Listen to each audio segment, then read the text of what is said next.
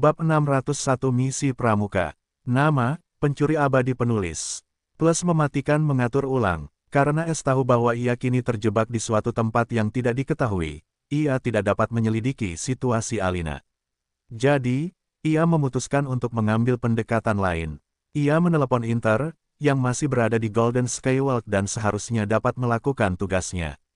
Tak lama kemudian, suara Inter yang kesal terngiang di kepalanya, "Sebaiknya kau meneleponku karena kau di sini untuk menjemputku." S mendesah dan berkata dengan nada meminta maaf, "Aku khawatir aku tidak akan dapat melakukannya dalam waktu dekat." Kenapa? Inter terdengar tidak senang karena ia tidak tahu apa yang sedang terjadi karena ia masih bersembunyi jauh di dalam hutan gelap. Meskipun lingkungannya tidak buruk, ia masih lebih menyukai ruang pribadinya di rumah pencuri itu. "Aku telah memasuki suatu alam rahasia dan kini terjebak untuk beberapa waktu." S berkata tanpa daya. Sekarang setelah ia tenang, ia tidak dapat menahan perasaan bahwa itu mungkin yang terbaik karena, pada saat itu, jika leluhur iblis telah mengungkapkan tentang Alina sebelum ia memasuki robekan ruang angkasa, ia kemungkinan besar akan menyerah pada saat-saat panas. Tindakannya itu akan menyebabkan dia hampir melakukan segalanya, jadi dia sekarang senang karena telah mengambil jalan takdir perak ini dan diberi waktu untuk menenangkan diri.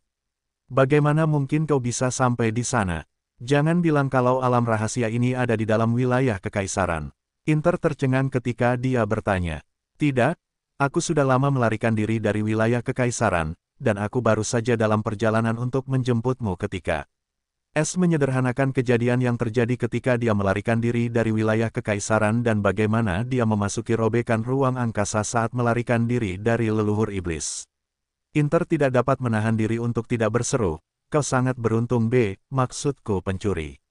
S mendengus dan berkata dengan tegas, "Aku tidak memanggilmu untuk mengumpulkan pujian terkutukmu. Aku ingin kau meninggalkan tempat itu dan menyelidiki seseorang dariku. Aku akan mengeluarkan misi jika kau setuju. Atau kau bisa tinggal di sana sampai aku keluar, tetapi jika kau setuju, aku akan berutang padamu."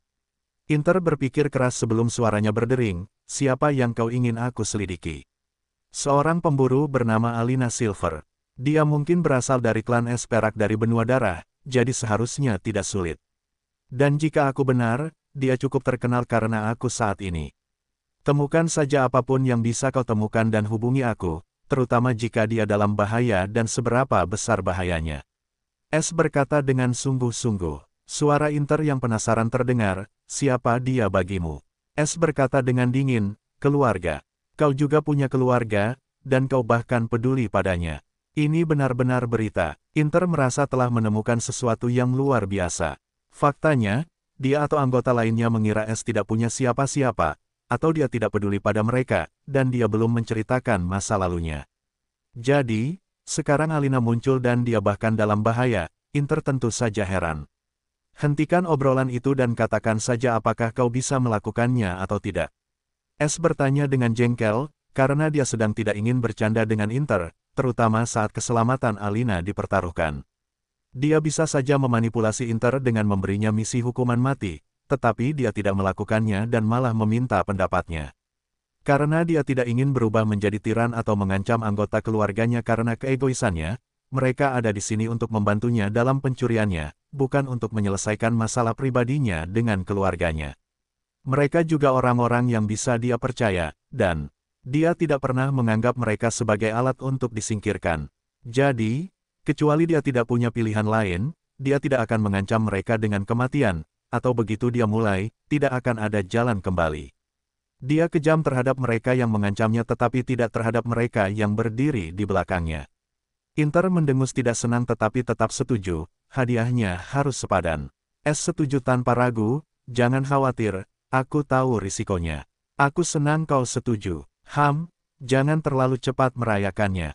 Inter mendengus dengan sedikit rasa bahagia. S kemudian menutup panggilan dan mulai membuat misi untuk Inter. Sama dengan pembuatan misi pemimpin rumah pencuri. Misi pengintaian. Misi pengintaian, temukan informasi tentang Alina Silver. Persyaratan, temukan apapun tentang Alina Silver dari ras pemburu. Hadiah, 500.000 poin rumah. Catatan, batas hadiah maksimum telah tercapai untuk opsi ini. Waktu, 2 tahun. Catatan, batas waktu maksimum telah tercapai untuk opsi ini. Hukuman, tidak ada. Tanda hubung tanda hubung tanda hubung. Apakah Anda yakin ingin memberikan misi ini kepada anggota luar biasa, Interfox? Kirim, edit lagi. Sama dengan sama dengan sama dengan sama dengan sama dengan. S mengirim misi tersebut tanpa ragu-ragu dan menghela napas lega. Setidaknya sekarang dia memiliki Inter untuk mencari Alina sementara dia mencari cara untuk melarikan diri dari tempat ini. Lebih jauh, dia tahu Inter sangat cocok untuk pekerjaan ini, dan saat dia keluar, dia dapat melanjutkan penyelamatan Alina dengan informasi Inter. Tanpa membuang waktu lagi, dia mengaktifkan peta takdir yang aktif. Tidak ada pintu di dalam ruangan kecil itu, dan hanya formasi yang terukir. Itu benar-benar terhalang oleh dinding, dan indera pencuri juga tidak menangkap apapun. Jadi, hanya peta yang tersisa, yang seharusnya bisa menunjukkan jalan keluarnya. Tepat saat dia mengira peta takdir itu muncul, dia menemukan jalur panjang di balik dinding kiri, yang bahkan lebih panjang dari radius 3 mil karena lurus. Terakhir, jalan itu diwarnai merah, dan tidak ada jalan lain. S mengerutkan kening, tetapi dia tahu ini adalah satu-satunya jalan keluar, jadi dia harus mengambil risiko.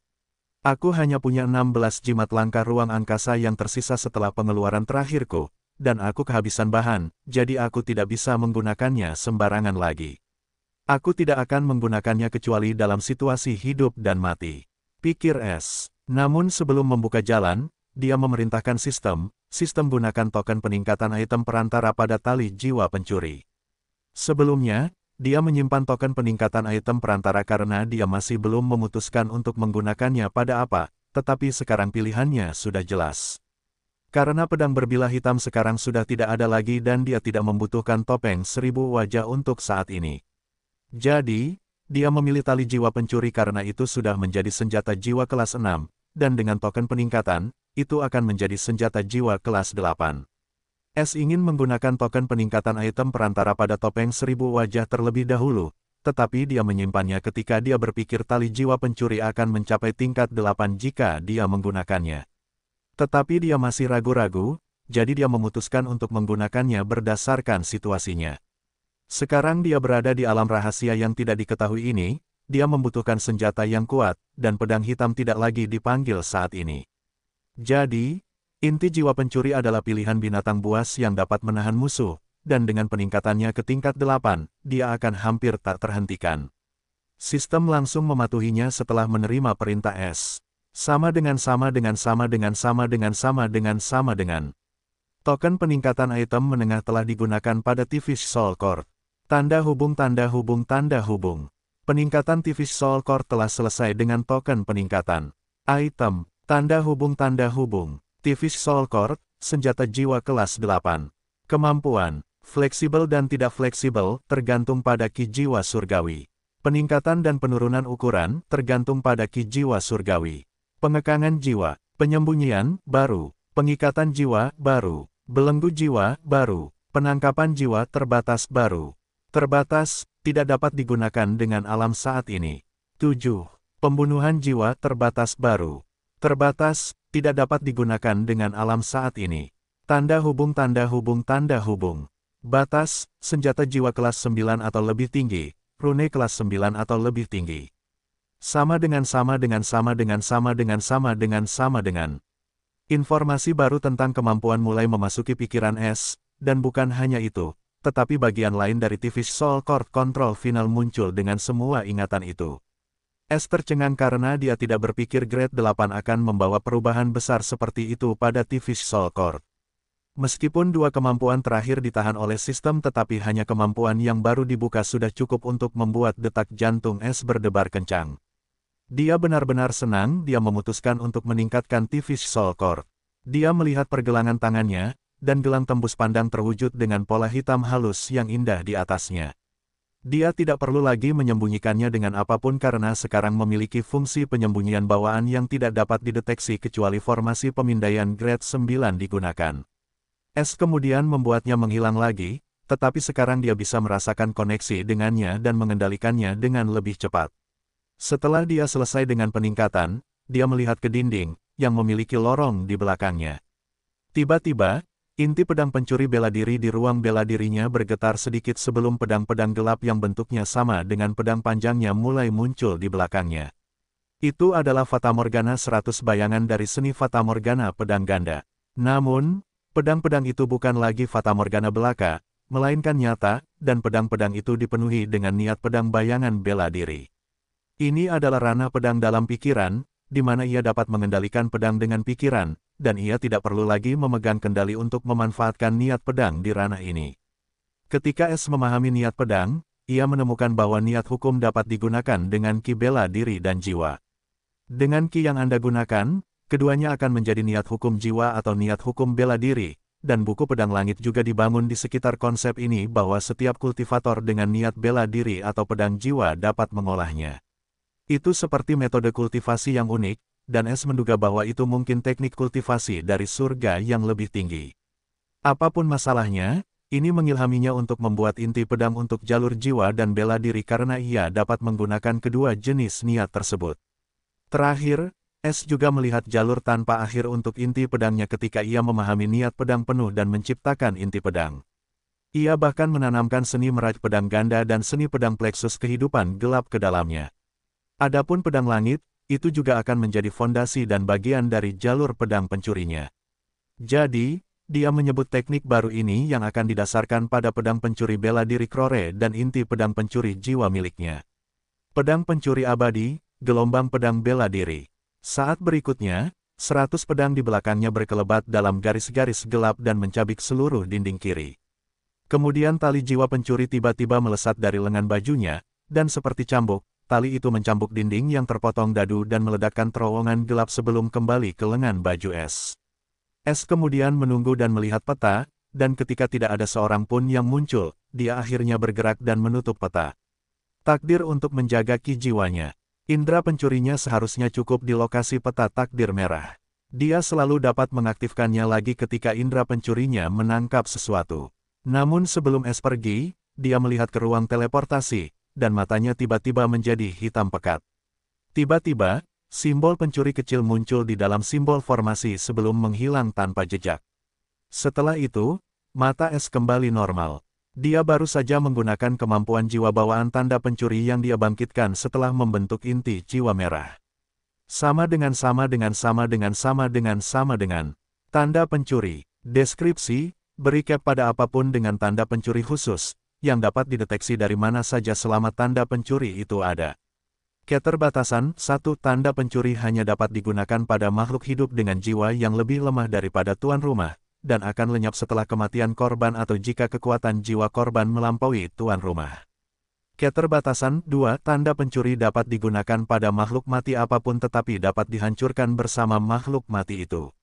Keterbatasan, 3. Indra bela diri, indra jiwa alam ke-7, dan simbol rune tingkat 7 dapat mendeteksi keberadaan tanda pencuri. Batas tanda pencuri saat ini, 50. Sama dengan. Kemampuan ini cukup berguna untuk melacak harta karun atau orang selama tidak ada yang menemukannya. S menggunakan tanda pencuri di ruangan ini untuk berjaga-jaga jika dia menemukan bahan untuk menggunakan formasi tersebut, dan kemudian dia bahkan menggunakan formasi penyembunyian untuk menyembunyikannya seperti sebelumnya. Meskipun dia tidak tahu itu harus disembunyikan karena suatu alasan. Setelah itu, S menggunakan langkah kilat dan bergerak menuju satu-satunya jalan di sekitar sini, yang mudah-mudahan mengarah ke pintu keluar. Karena bahkan di atas 3 mil atau di bawahnya, dia tidak bisa merasakan apapun, dan ini adalah satu-satunya jalan keluar di lorong gelap berdiameter 3 meter itu. S bergerak bagai kilat karena kecepatannya bahkan lebih cepat dari seorang kultivator alam jiwa puncak. Namun, S merasa ada yang tidak beres saat ia bergerak semakin jauh dari ruang teleportasi tersembunyi itu. Namun, bahkan setelah ia menggunakan peta takdir, ia tidak dapat menemukan musuh. Hanya ada lorong merah di depan dan belakang, bukan titik takdir. Namun, ketika setengah hari berlalu, dan ia masih tidak menemukan blokade apapun di depan atau di ujung lorong, bahkan jalur persimpangan, ia mulai merasa cemas. Tidak peduli seberapa sering ia melihat, lorong itu tampak sama saja. Itu seperti terowongan tak berujung. Pada saat ini, suara ragu-ragu Moira terngiang di benak S. Tuan, S, kurasa ada yang tidak beres. Es terhenti di tengah jalan dengan ekspresi muram di wajahnya. Apakah Anda menemukan sesuatu? Ia tahu Moira akan tetap diam sampai ia memiliki sesuatu yang penting untuk dilaporkan dan peringatannya seakurat sistem. Moira berkata dengan lembut, Anda tahu saya tidak bisa melihat melalui formasi tingkat tinggi, kan? Es menyipitkan matanya saat dia juga memikirkan sesuatu. Jangan bilang kita berada di tengah formasi kelas 7. Aku khawatir kita berada di tengah formasi itu, atau setidaknya kita tidak berada di medan yang normal. Itu adalah formasi alami atau buatan manusia. Tapi kita tidak berada di medan yang normal. Moira menyatakan kekhawatirannya. Es mengerutkan kening, apakah menurutmu formasi ini sedang aktif sekarang? Dia tidak bisa menghela napas dengan getir karena akan terlalu sulit untuk melarikan diri dari formasi aktif yang bahkan Moira tidak bisa melihatnya. Tapi masih belum jelas apakah dugaan Moira benar atau tidak karena jika ini benar-benar formasi kelas 7 dan aktif, maka dia akan bisa merasakannya. Tapi dia hanya punya firasat tidak enak. Tidak, kurasa tidak. Tapi jalan ini cukup aneh. Bagaimana kalau kau mencoba mengambil jalan lain? Jika ini benar-benar formasi yang tidak aktif, maka pergi ke arah lain yang bukan bagian dari formasi ini bisa membantu kita mematahkan efek formasi yang bertahan lama jika kita berhasil melarikan diri dari jangkauannya. Moira menyarankan. Ekspresi Es berubah. Jadi, apakah kau menyarankan agar aku menggali jalan keluar dari sini? Moira berkata dengan serius, setidaknya itu lebih baik daripada membuang-buang waktu, dan karena kita berada di bawah tanah, maka naik ke atas pada akhirnya akan memungkinkan kita mencapai permukaan. Atau jika kau entah bagaimana memasuki bagian aktif dari formasi ini, maka itu akan menjadi bencana. Es terdiam sambil merenung karena Moira ada benarnya. Karena dia masih berada di bagian formasi yang tidak aktif, dia harus mencoba menghindari bagian yang aktif, terutama formasi di suatu tempat tersembunyi. Jadi, Es memutuskan untuk menuruti saran Moira dan mencoba membuat terowongan dari dinding kanan ke atas. Namun, menggali terowongan menuju permukaan bukanlah hal yang bisa dilakukan sembarang orang, terutama Es, yang belum pernah mengalami situasi seperti itu sebelumnya. Namun, ini tidak berarti dia tidak tahu cara menggali. Dia menggunakan pedang kinya untuk membuka jalan dan menyimpan puing-puing di cincin penyimpanan kosong. Meskipun itu adalah kidan memakan waktu saat dia menggali jalannya ke atas, perasaan aneh itu mulai memudar, dan dia tahu Moira benar. Ruang teleportasi itu mungkin disembunyikan oleh seseorang dalam formasi yang kuat, jadi mereka akan tetap terperangkap di sana bahkan jika seseorang berhasil datang ke sini. Namun kemudian formasi itu berhenti bekerja di dekat area ruang tersembunyi itu. Ini hanya bisa berarti formasi itu hancur total oleh sesuatu, atau sudah terlalu lama formasi itu telah berhenti berfungsi dengan baik. Apapun masalahnya, Es tidak ingin mengetahuinya karena siapapun yang membuat formasi teleportasi dimensi itu akan menjadi keberadaan yang menakutkan, jadi itu tidak akan menyerahkan keselamatannya pada formasi tingkat rendah. Setelah menggali selama seminggu penuh, Es akhirnya kelelahan dan tidak bisa lagi melihat lorong merah di bawahnya. Jadi, dia cukup dalam memasuki terowongan buatannya sendiri menuju permukaan. Namun, dia masih tidak bisa melihat permukaan, dan kepadatan Ki di sini menjadi lebih tipis saat dia bergerak menuju permukaan. Namun, ini bukan masalah bagi Es karena dia bisa mengubah sumber daya menjadi Ki surgawi, dan dia memiliki lebih dari cukup. Setelah beristirahat selama seharian, Es mulai menggali jalan menuju permukaan lagi, dan tepat sebulan berlalu. Es hampir menjadi ahli dalam menggali dengan niat pedangnya, dan itu membuat kendalinya terhadapnya lebih halus, jadi dia tidak keberatan untuk terus menggali. Itu adalah kesempatan langka baginya untuk menggunakan niat pedangnya begitu banyak, dan dia menganggapnya sebagai latihan pedang yang sudah lama tidak dia lakukan. Es mulai bertanya-tanya seberapa dalam ruang teleportasi itu dan tempat seperti apa sebenarnya dia berada. Namun, hari ini dia memasuki area dengan tanah lunak, dan itu bukan lagi batu padat. Ini juga berarti dia tidak bisa lagi membuat terowongan dengan gegabah atau mungkin terkubur di terowongan panjang ini. Jadi, dia mulai menggali tanah lunak dengan hati-hati dan menggunakan batu-batu yang telah dikumpulkannya untuk menstabilkan lorong. Ini mengurangi kecepatannya dan meningkatkan gegar otak energinya, tetapi dia tahu dia sudah dekat dengan permukaan. Seminggu berlalu ketika Es mengaktifkan peta takdir untuk melihat peluang seperti setiap hari, dan matanya menjadi cerah karena area abu-abu telah muncul hanya 1 mil di atasnya. Dia hampir muak menggali terowongan ini dan Kelelahan karena dia harus mengendalikan kekuatannya saat menggali dan kemudian menyimpan tanah agar tidak terhalang olehnya. Sekarang dia akhirnya melihat ujung lubang tikus ini. Namun Es tidak langsung menggali dan mulai memulihkan kekuatannya karena dia tidak tahu seperti apa tempatnya berada, dan dia harus berada di puncak permainannya setelah Es beristirahat selama 3 hari penuh. Ia akhirnya berada pada kondisi puncak ini dan mulai berjalan menuju permukaan. Namun, ekspresi gembiranya berubah serius ketika ia hanya berjarak 500 meter dari permukaan karena tanah di sekitarnya mulai menjadi basah, dan saat ia bergerak sedikit lebih ke atas, ia kini berhadapan dengan tanah liat. Jangan bilang di atasku ada badan air. Es tahu itu mungkin terjadi. Sekarang, jika ia menggali lebih jauh, kemungkinan besar tempat ini akan tersapu oleh air, dan ia mungkin akan tersapu sampai ke bawah atau, lebih buruk lagi, seluruh lorong ini akan hancur. Jadi, Es memutuskan untuk menggunakan metode lain. Alih-alih menggali seperti sebelumnya, ia mengeluarkan formasi penghalang kelas 5 dan menutupi dirinya dan dinding dengan penghalang itu seperti pilar olahraga. Setelah itu, ia mulai menggali lagi sementara penghalang formasi menopang lorong. Segera, ia hanya berjarak sekitar 10 meter dari mencapai permukaan, dan ia dikelilingi oleh air dan lumpur. Ia dengan cepat muncul ke badan air terbuka yang dikelilingi oleh penghalang formasi. Namun, ia tidak menjinakkan penghalang itu karena ia tahu saat ia melakukannya, penghalang itu akan menciptakan pusaran air besar di sekitar air, jadi ia membiarkannya tetap aktif, dan penghalang itu akan berhenti bekerja saat batu ki habis, yang akan memberinya cukup waktu untuk keluar dari air ini. Es mendapati dirinya mengambang di air yang gelap, dan ia bisa merasakan tekanan air yang sangat besar yang hanya bisa berarti bahwa ia berada di dalam air yang dalam. Sambil menjaga peta takdir tetap aktif, ia mulai berenang ke permukaan karena tidak ada jejak cahaya. Namun karena itu adalah area abu-abu, relatif aman untuk berasumsi bahwa seharusnya tidak ada makhluk di sekitarnya yang dapat mengancam hidupnya. Saat ia bergerak ke atas, tekanan di sekitarnya mulai berkurang, dan setelah berenang ke atas selama 3 jam, Es akhirnya menyadari beberapa perubahan di air yang gelap itu. Dengan demikian, kepala Es muncul di permukaan saat ia akhirnya bernapas, tetapi semua sensasi karena akhirnya bisa mencapai permukaan segera mereda saat ia menyadari lingkungan yang aneh. Hal pertama yang ia sadari adalah tidak ada jejak cahaya di sekitarnya, karena semuanya benar-benar gelap. Kedua, sejauh yang bisa dilihatnya, tidak ada apapun kecuali air di sekelilingnya. Terakhir, tidak ada angin atau ki yang bisa dibicarakan. Dia menghirup udara tanpa ki, yang membuatnya bertanya-tanya tentang alam rahasia tempat dia jatuh. Bahkan lorong bawah tanah itu memiliki ki, mungkin karena formasi misterius itu. Dia bahkan berpikir untuk kembali ke bawah, tetapi dia segera menyingkirkan ide itu. Tempat itu jauh lebih berbahaya.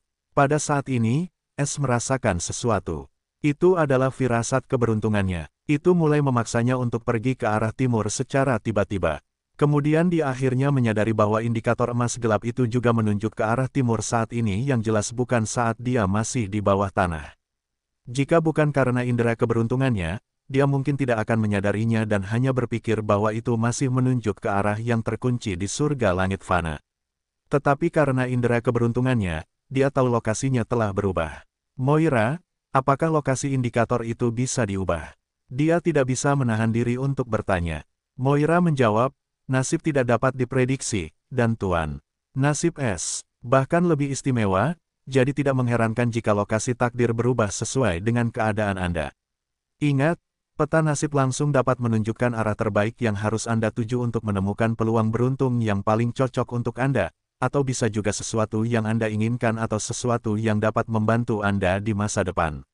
Es merasa seperti orang bodoh karena menanyakan hal yang sudah jelas, jadi dia hanya tersenyum kecut sebelum matanya berubah tajam saat dia melihat ke arah timur. Es melambaikan lengan bajunya, dan saat berikutnya, sebuah perahu layar biru kecil muncul mengambang di permukaan air. Di layar hitam itu ada simbol keluarga iblis kekaisaran.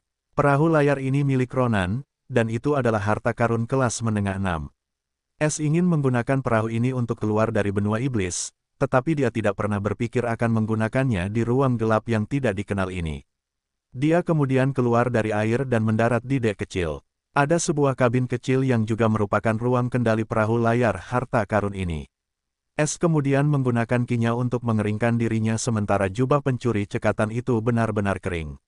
Dia kemudian bergerak menuju kabin kecil, yang sebenarnya adalah kamar mewah yang sesuai dengan status Pangeran Iblis Kekaisaran. Es perlu memasang beberapa batu ki kelas 5, dan perahu itu siap berangkat. Dia mengatur perahu ke arah yang ditunjukkan peta takdir dan kemudian duduk. Seberapa besar tempat ini? Jika sistem tidak memberitahu saya akan menganggapnya sebagai dunia nyata. Kalau dipikir-pikir ini adalah pertama kalinya saya menjelajah ke ruang independen seperti alam rahasia neraka yang berapi-api, pikir Es sambil melihat keluar ruang dan laut yang gelap dan tenang. Meskipun tidak ada bahaya di sekitarnya, dia tidak berani menurunkan kewaspadaannya atau melakukan hal lain. Dia tiba-tiba memikirkan sesuatu sebelum dia membalikkan tangannya, dan Cirrus kecil muncul di telapak tangannya. Mata si kecil itu masih tertutup sebelum bergetar sedikit dan terbuka, menyaingi mata biru langit yang berkilauan. Setelah terobosan es, Cirrus juga menerobos dan langsung mencapai puncak alam inti sungai jiwa. Namun, ketika mereka hampir terjebak dalam hukuman surgawi es, Cirrus harus menggunakan api nerakanya yang belum berkembang untuk melepaskan diri dari pembatasan hukuman surgawi. Yang membuat si kecil kelelahan, dan dia beristirahat sejak hari itu. Namun, sekarang dia sudah pulih sepenuhnya setelah tidur di page 09 karena bulu hitamnya yang halus telah tumbuh sedikit, dan sepetak kecil rambut biru tua yang tampak seperti mahkota juga semakin dalam. Tuan, Cirrus berkicau dengan gembira ketika dia melihat Es. Es tidak bisa menahan rasa bersalah saat melihat Cirrus yang ceria karena sejak lahir, Es tidak pernah membiarkannya keluar, dan saat dia melakukannya adalah saat dia dalam masalah dan hampir menempatkannya dalam bahaya besar. Sekarang setelah dia punya waktu untuk memikirkannya, setelah insiden Alina tentang bagaimana ambisinya tumbuh, dia juga menyadari bahwa dia menjadi agak dingin dan bahkan sedikit kejam. Es tidak pernah berpikir menjadi pencuri dan terus-menerus berpura-pura menjadi seseorang akan memengaruhi kepribadian dan perasaannya sendiri. Dia tidak ingin muncul seperti seseorang yang tidak memiliki emosi sendiri dan selalu bersembunyi di balik emosi dan kebohongan palsu. Jadi, dia memutuskan untuk sedikit mengubah caranya sehingga setidaknya dia tidak bisa kehilangan dirinya yang sebenarnya. Insiden dengan Alina adalah panggilan bangun yang bagus baginya untuk menyadari perubahannya sendiri. Apakah dia akan tetap menjadi Es yang lama jika dia kehilangan kepribadiannya sendiri? Apakah dia akan terus berpura-pura di sekitar Eva dan Alina? Dia tidak menginginkan itu. Es menatap Cirrus saat topengnya menghilang, menampakkan wajah tampannya, dan tersenyum lembut. Mulai sekarang, kau bisa tinggal bersamaku dan belajar bagaimana menjadi pencuri kecil. Mata kecil Cirrus bersinar dengan ketidakpastian. Ia bisa merasakan kesepian Es yang tersembunyi dalam di balik senyumnya. Apakah Tuan sedang diganggu oleh seseorang? Biarkan aku membakar mereka. Ia berkata dengan cepat dengan muram saat ia tiba-tiba melepaskan indera jiwanya, membuat Es terkejut karena ia bisa merasakan penindasan yang belum pernah ia rasakan sebelumnya. Es terkekeh sambil menyentuh kepala kecil Cirrus. Apakah kau pikir aku bisa diganggu? Mata Cirrus bersinar karena menyadari, oh, jadi kau sedih karena kau menindas kakak Freya. Mungkin, dengan senyum masam, ia menggendongnya di bahunya dan melihat keluar, dan bergumam, kesedihan terkadang merupakan hal yang baik untuk mengingat siapa dirimu yang sebenarnya. Cirrus semakin bingung, seperti anak kecil, karena ia tidak menemukan seorang pun di sekitarnya dan menjadi agak penasaran, di mana kita. Sangat sesak untuk bernapas. Es tahu Cirrus sedang berbicara tentang ketiadaan Ki dan menjawab, aku juga tidak tahu, tetapi kita harus keluar dari sini secepat mungkin agar aku bisa menyelamatkan adikku. Oh, apakah kakak Freya atau kakak Noah dalam bahaya? Aku akan membakar siapa saja yang berani menindas mereka. Tentu saja, bukan kau, Tuan. Hanya kau yang bisa menindas mereka. Cirrus berkata dengan serius. Tidak, mereka baik-baik saja. Aku sedang berbicara tentang kakak perempuan lainnya. Es terkekeh. Dia merasa jauh lebih baik saat berbicara dengan Cirrus, yang merupakan penduduk asli dan penasaran saat mereka melakukan perjalanan menuju arah timur yang tidak diketahui. Tanda hubung tanda hubung tanda hubung. Pada saat ini, sosok leluhur iblis melayang di langit saat dia melihat ke arah lautan luas, yang dipenuhi dengan turbulensi, gelombang air, dan pusaran. Setelah Es secara misterius menghilang dari gua, dia mengira bahwa dia telah menggunakan kemampuan ruangnya lagi. Namun, yang membuatnya kecewa, formasi itu tidak menghasilkan gelombang ruang kali ini. Dia hampir mengamuk dan menghancurkan seluruh gua tersembunyi, serta mengubah ketiga binatang itu menjadi kabut berdarah. Setelah dia memulai pencarian tanpa tujuan lagi, dan sekarang dia berada di tepi benua, dan jika es benar-benar melarikan diri lewat sini, maka dia telah pergi untuk selamanya. Dia tiba-tiba membalikkan tangan raksasanya, dan sebuah kubus komunikasi hitam besar muncul, dan dia mengaktifkannya. Tak lama kemudian, sebuah suara serak terdengar, dipenuhi dengan kekesalan, katakan saja padaku kau menemukan kuncinya. Suara serak leluhur iblis menjawab, aku sangat dekat, tetapi dia entah bagaimana melarikan diri lagi. Bahkan formasi kelas 8 tidak berguna. Suara serak itu terdengar dengan sedikit keheranan dan ketidakpercayaan. Leluhur iblis menjawab dengan muram, tidak, itu menuntunku langsung kepadanya, tetapi kemudian dia menghilang begitu saja. Itu mungkin salah satu kartu trufnya. Aku tidak tahu bagaimana orang seperti itu bisa muncul di antara umat manusia lagi.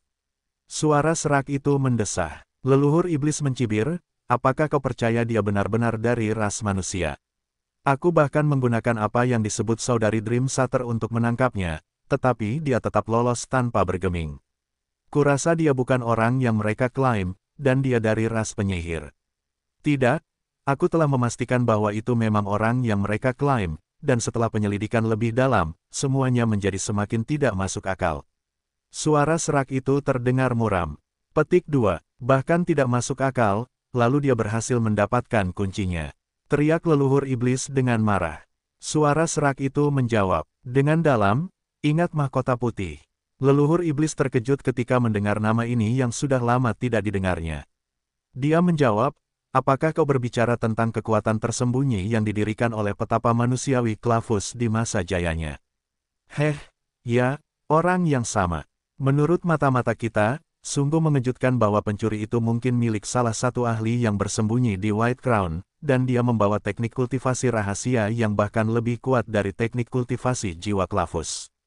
Suara serak itu dipenuhi dengan kerinduan. Apa, tidak heran bocah itu begitu aneh dan bisa menggunakan teknik ruang angkasa. Itu mungkin terkait dengan teknik yang dia bawa. Tidak heran manusia membangunkan primewan itu, semuanya masuk akal sekarang. Demon Ancestor, sebagai rubah tua yang licik, dengan cepat menghubungkan titik-titiknya. Tapi itu tetap tidak akan menyelesaikan masalah kunci yang hilang. Dia mencibir. Suara serak itu menjawab, tidak, kupikir pencuri itu akan pergi ke benua manusia untuk menyelamatkan gadis itu, ada 80% kemungkinan hal itu terjadi. Sekadar informasi, aku diundang oleh Dream Shatter. Dia ingin berbagi teknik itu dengan kita karena kita tidak dapat memperoleh bagian terakhir teknik Clavus saat dia berhadapan dengan Empty Dream. Apakah kau memintaku untuk pergi ke sana juga? Demon Ancestor membalas dengan muram, aku tidak bisa menyerahkan semuanya pada keberuntungan karena kekuatan hidupku cepat terkuras tanpa kunci, jadi aku tidak bisa berjalan-jalan sepertimu. Suara serak itu menjawab dengan dalam, kau masih belum mengerti, kan? Menurut Dream Shatter, markas tersembunyi White Crown telah ditemukan, dan jika dia bisa mendapatkan cinta anak laki-laki itu, dan maksudku cinta sejati, maka dia harus datang. Tapi mereka cukup misterius, jadi aku butuh kau untuk berada di sana.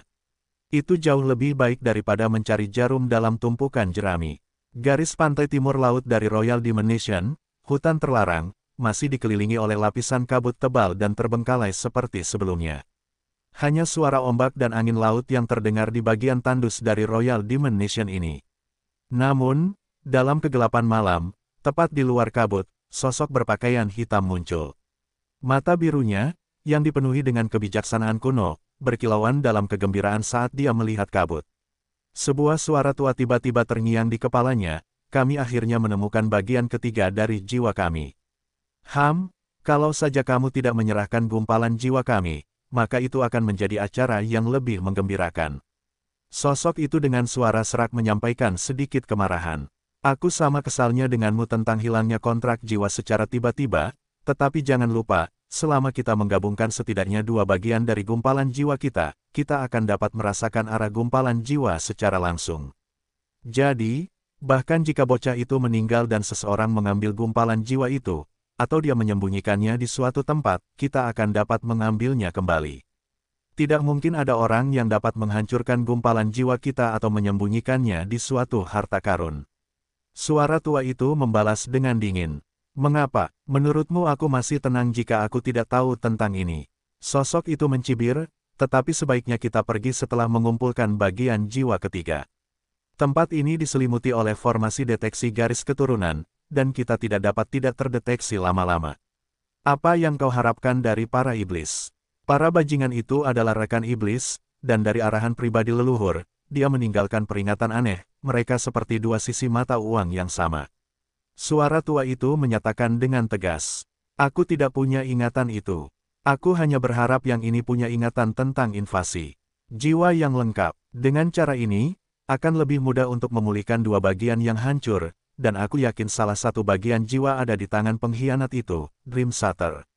Niat membunuh melintas di matanya, dan suaranya dipenuhi dengan kebencian yang dalam. Kalau begitu, mari kita pulihkan bagian ini dan pergi. Suara tua itu juga dipenuhi dengan niat membunuh. Saat berikutnya Ki Ungu mengelilingi sosok itu sebelum dia menghilang ke dalam kabut. Tanda hubung tanda hubung tanda hubung. Di lingkungan gelap ruang independen yang misterius, sebuah perahu layar bergerak cepat di lautan gelap yang tampaknya tak berujung. Sosok berotot duduk di atap kabin perahu layar ini dengan seekor anak ayam kecil di bahunya. Mereka tentu saja Es dan Cirus. Sudah hari ke-25 sejak mereka mulai menuju utara, dan Es tidak tahu seberapa jauh jarak yang telah mereka tempuh, tetapi dengan kecepatan perahu layar, mungkin ratusan mil, jika tidak ribuan. Namun, dia tidak kehilangan ketenangannya dan dengan sabar menunggu saat dia melakukan perjalanan di tempat yang sunyi dan gelap ini. Di sisi lain, Cirus cukup senang karena mendapat kesempatan bepergian bersama Es, dan dia mengobrol tanpa henti seperti anak kecil yang penasaran. Es juga senang ditemani Cirus, dan dia mendapat kesempatan untuk mengajarinya tentang akal sehat dan cara pencuri. Dia bahkan berhasil membujuknya untuk berhenti memanggilnya Tuan dan Bro. Pada saat ini, mata mungil Cirus tiba-tiba menyinarinya saat dia berkicau sebelum berseru dengan suara kekanak-kanakannya, "Bro, lihat, ada cahaya." "Ya, aku melihatnya." Mata Es juga bersinar gembira saat dia melihat cakrawala. Ada cahaya terang yang seperti mercusuar di tempat gelap ini dan sulit untuk dilewatkan, seperti mercusuar. Dia tidak tahu jaraknya, tetapi dia tahu itu mungkin cukup jauh. Meskipun demikian, karena ada cahaya, ada kemungkinan kehidupan. Es melihat peta takdir dan indikatornya, dan itu mengarahkannya ke arah cahaya. Kita akan sampai di sana dalam 3 atau 4 hari. Semoga saja orang-orang di sana ramah. Dia terkekeh sementara matanya dipenuhi dengan niat tajam. Dia bertekad untuk keluar dari tempat ini, dan siapapun yang menghalangi jalannya akan menemui ajal. Cirus juga bersemangat karena dia sudah lelah melihat tempat gelap ini. Aku akan membakar mereka jika mereka tidak mendengarkan, Bro. Ingatlah untuk tidak berbicara di depan siapapun dan gunakan transmisi pikiran. Es tersenyum dan memberitahu si kecil. Aku akan mendengarkan, Bro. Cirus segera setuju. Namun, ekspresi Es berubah ketika dia hanya berjarak 1 hari dari cahaya karena dia sekarang samar-samar dapat melihat dari mana cahaya itu berasal. Itu adalah menara bundar besar berwarna putih, mungkin sebesar kuil iblis, dan puncak menara ini diterangi cahaya putih terang. Tempat macam apa ini? Pikir Es serius sambil melihat menara tinggi itu. Waktu berlalu dengan cepat, dan Es sekarang hanya berjarak 1 mil dari menara itu. Sekarang setelah dia melihat lebih dekat, dia merasa bahwa menara ini bahkan lebih lebar, mungkin 10 mil lebarnya dan lebih tinggi dari kuil iblis. Lebih jauh lagi, menara ini tidak berdiri di atas tanah, tetapi dasarnya berada di bawah laut hitam, yang berarti menara itu mungkin menjulang dari bawah dan lebih tinggi dari yang terlihat. Dia juga melihat retakan di dinding menara seolah-olah akan runtuh kapan saja, tetapi Es dapat merasakan perasaan tertekan saat dia semakin dekat dengannya, dan dia tahu itu tidak sesederhana yang terlihat. Terakhir, indikator itu juga diarahkan ke menara ini, yang membuat hatinya bergejolak karena dia bisa merasakan indera peruntungannya juga mendorongnya untuk mendekati menara misterius ini. Lebih jauh lagi, menara ini diwarnai dengan warna emas cerah, warna putih netral, dan terakhir, hitam. Benda ini aneh. Aku bisa merasakannya seperti hidup. Cirus mengoceh saat dia mengungkapkannya dengan tatapan ingin tahu di matanya. Mata Es terbelalak saat mendengar ucapan Cirus yang tak terduga itu dan bertanya dengan tajam, "Hidup, bagaimana?"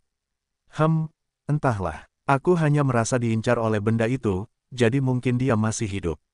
Cirus menjelaskan dengan enteng, yang membuat Es mengerutkan kening dan waspada. Dia tahu indera Cirus jauh lebih tajam daripada siapapun di surga ini, dan dia mungkin lebih rentan terhadap keberadaan yang tersembunyi seperti itu. Menurutmu, apakah kita akan berada dalam bahaya jika kita mendekatinya? S bertanya dengan ragu. Dia tahu menara ini mungkin jalan keluarnya dari tempat ini, jadi dia harus mendekatinya apapun yang terjadi. Namun, ini tidak berarti dia akan langsung melompat ke dalamnya. Cirus menjawab, tidak, kurasa tidak. Itu tidak berbahaya bagi kita. S menghela napas lega karena Cirus tidak merasakan bahaya apapun saat itu berarti dia tidak takut. Namun, menara ini sama saja dengan hidup, tetapi sekarang setelah dia memikirkan retakan di menara itu berarti menara itu tidak dalam kondisi baik. Kemudian seseorang terlintas dalam benaknya saat matanya berkaca-kaca, jangan bilang itu harta karun dengan roh seperti Moira. S ingat dengan jelas bahwa sistem mengungkapkan keberadaan roh harta karun itu saat ia menemukan kompas takdir pencuri abadi. Napasnya memburu saat ia menatap menara tinggi itu dengan sedikit ketidakpercayaan, itu tidak akan menjadi harta karun asal abadi lainnya, kan? Tidak, akan terlalu bagus untuk menjadi kenyataan bahwa dua harta karun asal abadi jatuh ke langit fana. Tapi bagaimana jika S tidak dapat menahan diri untuk tidak menatap menara itu dengan tatapan membara saat ia dengan cepat bertanya kepada sistem, apakah menara itu harta karun asal abadi? Namun, alih-alih sistem, Moira lah yang menjawab, tidak, itu bukan harta karun asal abadi, atau aku akan dapat merasakannya. S menghela napas lega karena jika menara itu benar-benar harta karun asal abadi, maka itu jauh lebih menakutkan daripada Moira. Namun kemudian ada kekecewaan yang jelas di matanya. Kemudian S mengajukan pertanyaan lain saat ia tampak tenang, lalu apakah harta karun itu memiliki roh?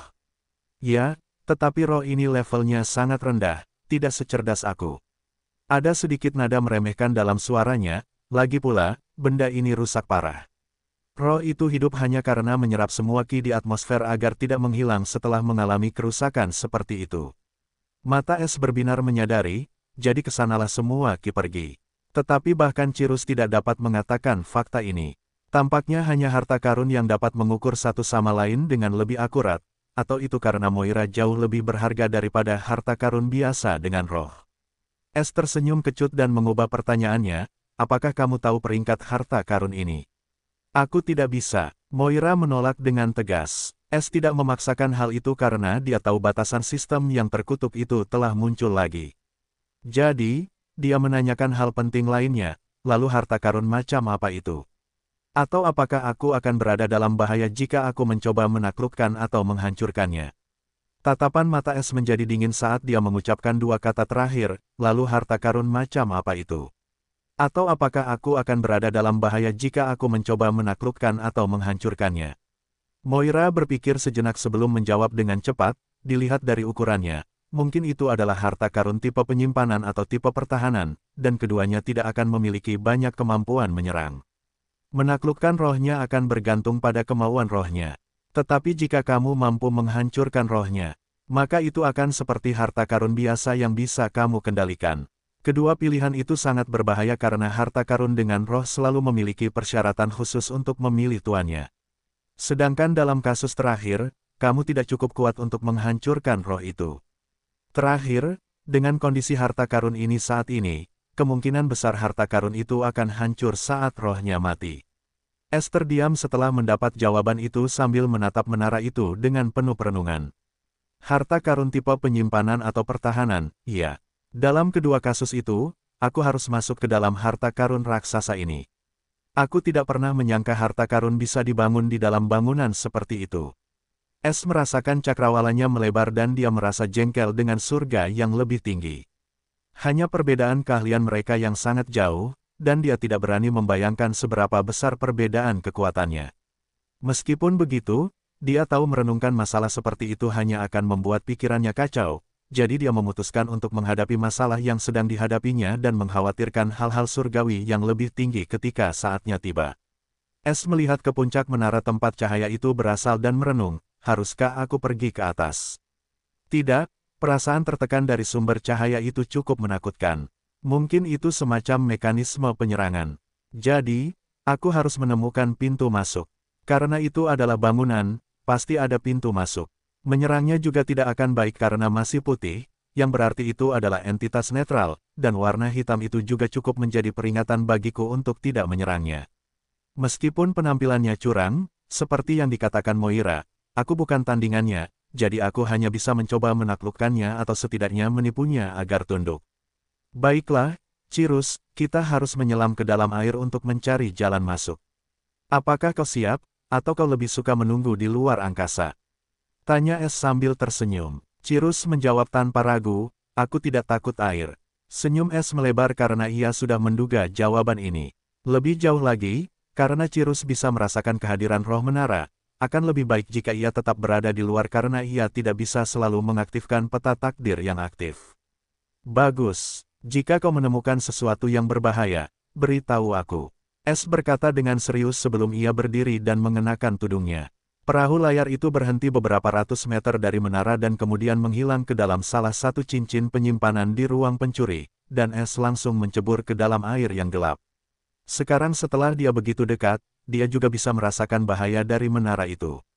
Namun, peta takdir itu tidak menunjukkan apa yang ada di dalam atau struktur interior apapun, dan hanya menunjukkan 3 warna titik takdir, tidak ada yang lain. Es merenung bahwa kemungkinan besar itu karena harta karun itu melampaui kemampuan kompas untuk menyelidiki struktur dalamnya, dan bangunan ini adalah harta karun, bukan lanskap, jadi wajar saja jika pemetaan tidak berfungsi di sana. Jadi, Es menutup peta takdir itu karena Cirrus ada di sini.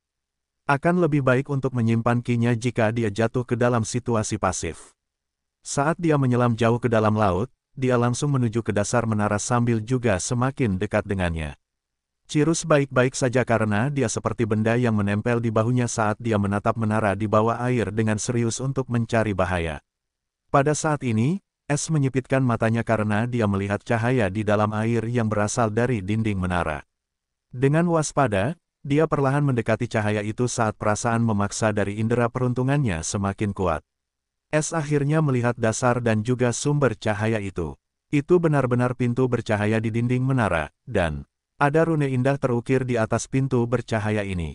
Namun, Es langsung dapat membacanya karena rune itu adalah bahasa yang bukan bahasa umum dari surga langit fana, atau setidaknya dia belum pernah melihat bahasa seperti itu atau mendengarnya. Regal Vien Tower. Es merasa muram mendengar kata-kata itu dan menatap dinding menara yang retak dengan pandangan ragu-ragu. Jika dia tidak dapat membaca kata-kata itu, maka itu tidak masalah, tetapi dia dapat membacanya, dan nama itu bukanlah sesuatu yang bisa dianggap enteng, terutama ketika kata Vien terlibat. Es menatap Cirrus dan berkata, bagaimana menurutmu? Cirrus menatap pintu bercahaya itu dengan rasa ingin tahu dan menjawab, tidak berbahaya. Es yang cerdik memang begitu, tetapi dia tahu dia harus mengambil risiko yang tidak diketahui ini kali ini, dan dia tidak punya pilihan lain. Atau dia bisa mencoba berkeliaran di laut yang gelap ini dan menemukan sesuatu yang dia tidak yakin akan dapat menemukannya. Jadi, sambil menggertakkan giginya, Es berenang menuju pintu bercahaya itu bersama Cirrus. Ketika Es hanya berjarak beberapa inci, dia mencoba menyentuh cahaya itu dengan tombak panjang, langsung menenggelamkannya ke dalam cahaya, dan cahaya itu masuk tanpa perlawanan. Kemudian dia menariknya kembali, dan cahaya itu baik-baik saja. Baiklah, Cirrus, kau harus masuk ke dalam ruangan itu. Kita mungkin akan terpisah. Aku akan memanggilmu begitu aku masuk ke dalam. Es berkata dengan serius, dan Cirrus tidak menolak dan dengan patuh kembali ke dalam ruangan pencuri itu. Es tidak ingin mengambil risiko dengan membawa Cirrus ke dalam pintu bercahaya ini. Membawanya ke dalam ruangan pencuri itu lebih aman, dia tidak ingin menyelamatkan orang lain saat ini, jadi lebih baik aman daripada menyesal. Es kemudian bergerak maju, tenggelam ke dalam cahaya, dan menghilang dari laut dalam. Namun, saat Es memasuki pintu cahaya, pintu itu tiba-tiba berubah menjadi hitam sebelum memudar, berubah seperti dinding menara. Hanya kata-kata itu yang tersisa. Sepertinya menara itu secara eksplisit membuka pintu untuk Es, dan sekarang setelah dia masuk, pintu masuknya hilang. Tanda hubung tanda hubung tanda hubung. Setelah Es memasuki pintu cahaya, dia mendapati dirinya mengapung dalam cahaya yang menyilaukan, tetapi cahaya itu lembut dan hangat. Pada saat ini, suara lembut terdengar di telinganya, yang dalam bahasa umum dunia langit kemasan. Peserta No. 10.203, selamat datang di uji coba warisan Menara Suci-Suci. Es terkejut ketika dia mendengar suara dan konteks ini, ada 10.000 sebelum aku yang datang ke tempat ini. Suara ini pasti milik roh menara ini, dan mengapa ia menyebut menara iblis kerajaan ini sebagai menara suci-suci? Mungkinkah roh ini tidak ingin siapapun mengetahui nama asli menara itu atau menyembunyikan sifat aslinya dan menipu semua orang agar mengira itu adalah harta karun ortodoks? Ada yang salah. Sebaiknya aku ikut bermain agar tidak memancing permusuhan atau kecurigaannya. S berpura-pura terkejut dan bingung saat dia berseru, ujian apa? Di mana aku? Senior, P tolong jangan mempermainkanku. Aku tersesat di tempat terkutuk ini dan hanya tertarik ke sini oleh cahaya. Tolong kasihanilah. Suara lembut itu dengan acuh tak acuh berkata, jangan takut, kontender, kamu tidak sedang diancam. Sebaliknya, kamu telah datang ke tempat yang tepat di mana kamu bisa mendapatkan kesempatan yang mengubah hidup untuk mewarisi Menara Holy Saint dan menjadi pemiliknya jika kamu mampu menyelesaikan ujian pewaris. S terus terkejut saat dia buru-buru bertanya dengan keserakahan yang jelas dalam suaranya, maksudmu bukan Menara Holy Saint? Ya, menara yang baru saja kau masuki adalah harta karun dari imajinasimu, dan jika kau menyelesaikan semua ujian, kau akan menjadi pemiliknya dan satu-satunya pewaris. Suara lembut itu dipenuhi godaan. Pertama, tertulis ujian. Sekarang ujian. Benar-benar ada yang salah dengan ujian ini. Hati S menjadi dingin, tetapi ia tetap mempertahankan penampilannya sebagai junior yang tamak.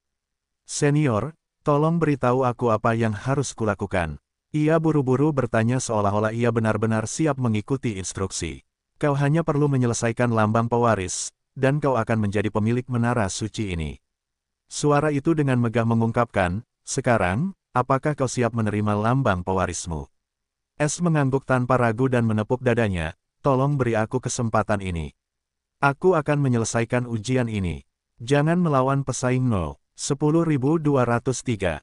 Ini juga merupakan ujian pertamamu untuk menerima lambang pewaris tanpa kehilangan kesadaran, atau kau akan dikeluarkan dari menara. Suara lembut itu memperingatkan dengan tegas. S tidak sempat mengatakan apapun ketika garis hitam muncul entah dari mana dan memasuki gelabelanya. S merasakan sakit yang menusuk seolah-olah ada sesuatu yang mengebor tepat ke dalam jiwa sejatinya. Pada saat ini, suara sistem terdengar. Sama dengan. Segmen jiwa yang tidak aktif telah menyusup ke jiwa sejati host. Tanda hubung. Silakan pilih satu dari dua opsi. 1. Hancurkan segmen jiwa yang tidak aktif. Biaya, 10 juta TP. 2. Buat jiwa sejati palsu untuk segmen jiwa. Biaya, 20 juta TP. Tanda hubung. Catatan, silakan pilih dalam 10 detik, atau opsi pertama akan dipilih secara default. Sama dengan 20 juta. S terperangah ketika melihat harganya. Tetapi ketika dia memperhatikan konteksnya, dia menyadari bahwa kali ini bukan sadar jiwa, tetapi jiwa sejati. Kedua hal itu benar-benar berbeda dan sangat berbeda. Jadi, S tidak punya pilihan selain memilih dan bertanya kepada sistem sesudahnya apa itu segmen jiwa yang tidak aktif dan mengapa ia membutuhkan begitu banyak TP untuk menghancurkannya.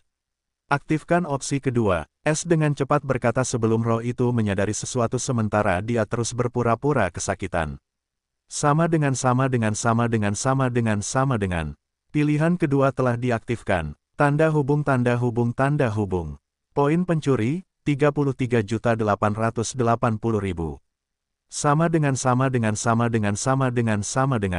Setelah itu, S merasakan sakit yang menusuk di jiwanya tiba-tiba lenyap, dan ketika dia memeriksa jiwanya, dia tercengang karena bola kristal hitam merah melayang di atas jiwanya yang sebenarnya. Lebih jauh, S merasa jahat dari bola kristal ini, seolah-olah ada sesuatu yang sangat jahat yang berada di dalamnya. Tapi itu belum berakhir karena kristal itu tiba-tiba bersinar jahat sebelum S merasakan sesuatu terukir di punggung tangannya. Dia dengan cepat melihat tato merah tua dari sebuah menara telah muncul di punggung tangannya, dan menara ini persis sama dengan menara Regal Vien. Tapi satu-satunya perbedaan adalah ada 10 bagian kosong di dalam tato menara, seperti balok-balok kosong.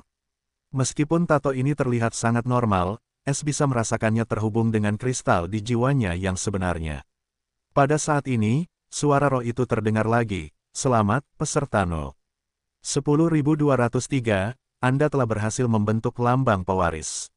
Niat dingin melintas jauh di dalam mata es sebelum berubah menjadi kebahagiaan, dan ia segera membungkuk, "Terima kasih, senior, karena telah memberiku kesempatan ini. Tapi apa yang harus kulakukan untuk menyelesaikan warisan?" Es tahu roh harta karun ini sedang memainkan permainan jahat dalam kepura-puraan ujian ini, dan itu ada hubungannya dengan segmen jiwa yang tidak aktif dan tato ini. Namun ia tidak khawatir karena sistem masih dapat menangani segmen jiwa yang tidak aktif ini dengan jiwa sejati yang palsu ini, dan ia sekarang dapat menghancurkannya dengan pikiran, membuat rencana apapun yang sedang dimainkan benda ini menjadi sia-sia. Satu hal yang cukup jelas, meskipun ia membutuhkan pihak lain yang bersedia melakukan perintahnya, ia tidak dapat memaksa mereka melawan keinginan mereka, dan disitulah ujian-ujian ini berperan. Roh menara menjawab dengan hampir apa yang es duga, "Seperti yang kau lihat, ada blok-blok kosong di lambang pewaris, yang mewakili 10 lantai ujian menara. Selama kau dapat menyelesaikan satu lantai, kau akan memperoleh bintang di dalam lambang. Selama kau memperoleh ke-10 bintang, kau akan menjadi pewaris sejati menara suci-suci ini. Sekarang kau akan dikirim ke lantai ujian pertama. Aku memberimu keberuntungan dan berharap kau akan menjadi pewaris sejati menara suci-suci." Es terperangah dan kemudian dengan cepat mengajukan pertanyaan penting, "Bagaimana dengan aturannya?" Suara itu, lembut namun dengan sedikit dingin, menjawab, "Tidak ada aturan." Saat berikutnya Es merasakan kekuatan isap, dan ia sangat akrab dengan kekuatan ini, teleportasi. Setelah itu, dia menghilang dari tempatnya. Tepat setelah Es menghilang, cahaya lembut dan hangat itu tiba-tiba meredup, berubah menjadi gelap dan menyeramkan. Sebuah suara menakutkan terdengar dengan sedikit ketidakpastian, bagaimana dia muncul di luar, dan kemana burung peliharaan itu pergi. Dia tidak memiliki ruang hewan peliharaan bawaan, atau mungkin dia memiliki pet storage treasure yang cukup tidak biasa di surga ini. Itu tidak penting lagi, sekarang dia bisa menjadi wadah atau katalisator. Tanda hubung tanda hubung tanda hubung. Pada saat ini, sosok Es muncul tepat di tengah padang rumput merah marun. Ekspresinya dingin saat dia melihat sekeliling, dan sejauh yang bisa dia lihat, ada padang rumput merah marun, dan rumputnya setidaknya setinggi 1,3 meter. Lebih jauh lagi, langit benar-benar abu-abu dan redup tanpa awan. Tidak hanya tidak memberi tahu saya kondisi untuk menyelesaikan ujian, tetapi bahkan tidak berbicara tentang pesaing lainnya. Terakhir, tidak ada aturan yang berarti tempat ini tanpa hukum. Dia berpikir dengan muram. "Sistem, ceritakan tentang segmen jiwa yang tidak aktif ini." Dia bertanya saat dia memasuki mode siluman. Teknik segmen jiwa kuno adalah teknik jiwa rahasia kuno di mana seseorang dapat menyebarkan segmen jiwa sejati mereka untuk menciptakan bejana jiwa. Segmen jiwa seperti parasit yang akan menempel pada jiwa sejati dan perlahan tumbuh sambil memakan jiwa sebelum tidak ada yang tersisa. Petik 2. Begitu segmen jiwa memakan jiwa sejati sepenuhnya, inangnya akan berubah menjadi bejana jiwa dari jiwa primal segmen jiwa. Maka bejana jiwa ini akan selamanya berada di bawah kendali jiwa primal, dan bahkan dapat membantu menghidupkan kembali tuannya jika jiwa primal dihancurkan. Namun metode ini sangat berbahaya karena jika tuan rumahnya entah bagaimana menemukan cara untuk menghancurkan segmen jiwa sebelum ia dapat mengambil kendali penuh, pemilik jiwa purba akan menderita serangan balik yang sangat keras bahkan kematian jika jiwanya sudah terluka. Es merasakan hawa dingin di tulang belakangnya ketika mendengar tujuan sebenarnya dari segmen jiwa ini dan akhirnya mengerti betapa jahatnya metode ini. Namun sistemnya belum selesai. Dalam kasus host segmen jiwa diserang oleh versi yang jauh lebih rendah dari segmen jiwa yang sebenarnya. Segmen jiwa yang tidak aktif membutuhkan bantuan dari keberadaan luar atau harta karun untuk memakan jiwa yang sebenarnya sebelum mengubahnya menjadi wadah. Ini adalah proses yang sangat kasar, dan kemungkinan terpapar sangat tinggi, dan reaksi baliknya hampir mirip dengan kematian. Karena jika itu adalah segmen jiwa yang dibuat oleh teknik segmen jiwa kuno maka level sistem saat ini tidak cukup untuk menghancurkannya dan host tidak akan memiliki modal untuk memperlambat prosesnya. "Kau bercanda, kan?" Es bergumam datar saat merasakan keringat dingin di punggungnya. Namun sistem itu tidak menjawab lagi, yang cukup jelas bahwa sistem itu tidak bercanda. Dia tidak mengira dia akan menghadapi bencana seperti ini sekarang. Ekspresi getir muncul di wajahnya, "Yah, lain kali aku harus lebih berhati-hati dengan harta karun dari surga atas." Setelah itu, niat membunuh tiba-tiba muncul di kedalaman pupil matanya, karena aku bisa membuat pihak lain menderita dengan menghancurkan segmen jiwa yang tidak aktif ini, maka aku akan memastikan untuk berada di sana untuk memberikan pukulan mematikan. Karena sekarang dia tahu apa yang terjadi di sini dan dia setidaknya memiliki kesempatan untuk bertarung, S memutuskan untuk mencari jalan menuju lantai atas menara ini.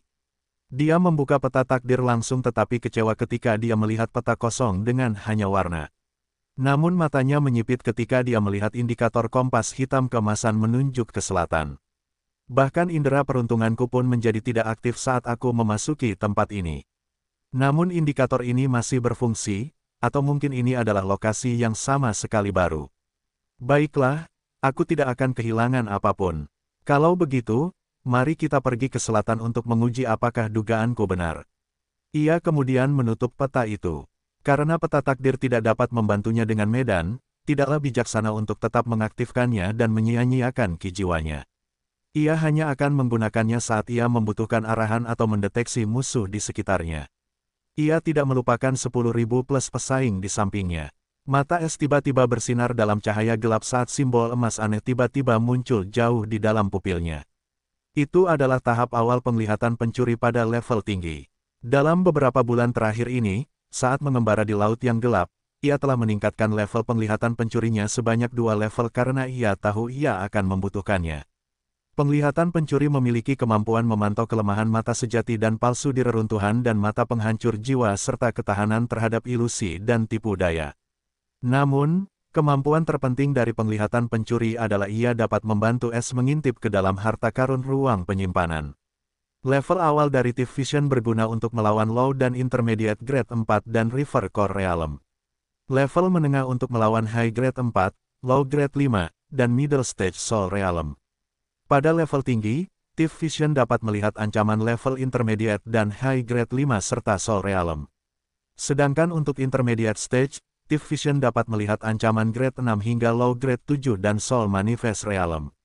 Namun, Thief Vision pada Intermediate Stage masih cukup jauh dari S, dan dia tahu dia butuh lebih dari 1 atau 2 tahun untuk memasuki tahap ini. Dia tidak punya banyak waktu karena dia harus keluar sebelum batas waktu misi sampingan berakhir.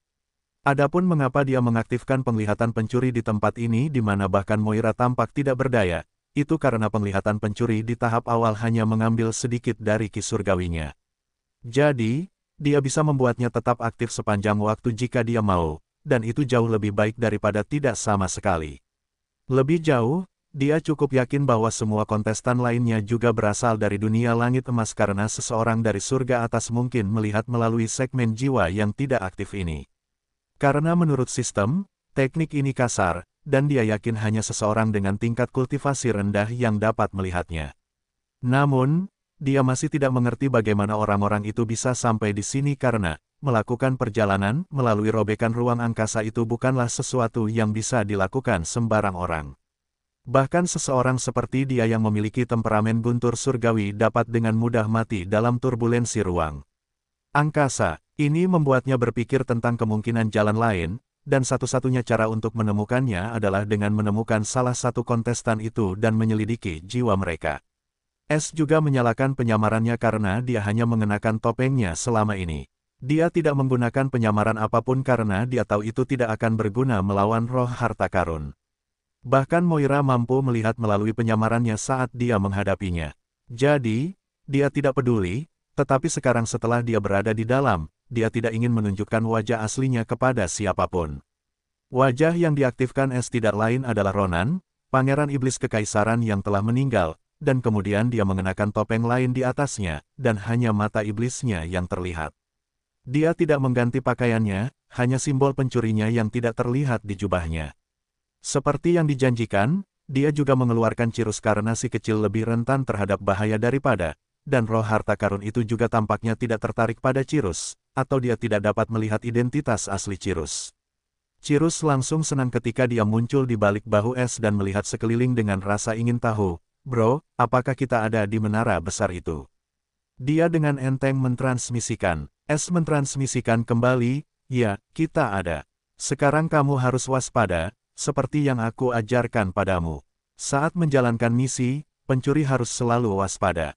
"Oh, apakah kita sedang menjalankan misi?" Mata Cirus berbinar-binar gembira seolah-olah itu semacam permainan untuk si kecil. Es tersenyum kecut, ya, begitulah. Cirus berkicau gembira sebelum dengan enteng berkata, kicau. Aku akan bakar dulu, baru mencuri dari yang lain. Bakar saja orang yang kusuruh. Mencuri dilakukan tanpa menarik perhatian pada diri kita sendiri, atau itu bukan mencuri tetapi membunuh. Kita hanya membunuh jika tidak ada jalan lain. Atau apa gunanya mencuri jika tidak ada yang mengagumi hasil karya kita, benarkan? Es terkekeh mendengar alasannya sendiri yang aneh. Namun Cirus menanggapinya dengan serius dan setuju untuk mengikuti jejak Es. Es kemudian mulai menuju ke selatan di padang rumput merah marun, yang tampak tak berujung. Lebih jauh, ia menyadari bahwa sembunyi-sembunyi tidak begitu berguna di tempat ini karena ketika ia melintasi rumput tinggi, rumput itu akan terbelah atau bergerak, yang akan dengan mudah mengungkap posisinya. Pada saat ini, Es tiba-tiba merasakan jantungnya berdebar kencang ketika ia merasakan sesuatu datang tepat ke kepalanya dengan kecepatan yang mengerikan.